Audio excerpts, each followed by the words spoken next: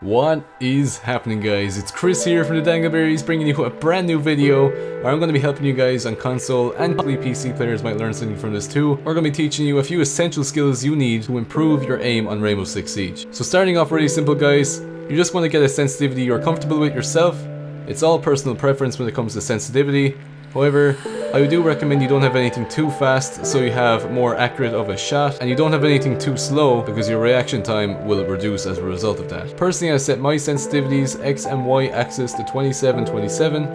My dead zone is as low as it can be, and the same for anyone using a controller. Get rid of the dead zone, it's only going to increase the amount of distance you have to push the analog for it to register. Higher dead zone means lower reaction time and less good of an aim. Alright guys, once you've got a sensitivity you're comfortable with, next you need to learn probably the most essential skill when it comes to any FPS game, and that is pre-aiming. And what I mean by pre-aiming is learning where head height is, no matter what stance they're in, whether they're crouching, standing or proning. You need to know where to move, how much to move your analog stick. As you can see in the video, I like to get a nice tight angle by moving my character in circular motions to get the tightest angle possible on a doorway or a corner. Sometimes if I miss my shot, I'll go back and come back in a different stance to throw their shot off. Pre-aiming isn't just about defending a corridor and watching a line of sight, guys. You can also pre-aim aggressively, and how you do this is by picking a corner you think they're going to be in a room, pre-aiming that corner before you even enter.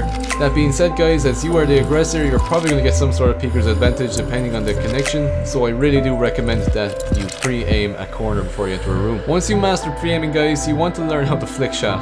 Now, just because you pre-aim in a corner does not mean they're going to be in there. Sometimes you pre-aim a practical corner that makes sense for them to be in there, and they're going to be on the other side of the fucking room doing something stupid, and you have to react. This is where practice comes in essential. Like as you'll see there in the meeting office, I'll slow this down for you. I'm recording in 60 frames per second here, in game as you can see on the counter, and it took 6 frames for me to react and shoot that guy in the head. If you divide the frames into frames per second, you get a result of 100 millisecond response time. Anything below 250 and you're already above average. So some of you might be asking, how the hell do I improve my reaction time? And it's actually quite simple. It's one word: practice.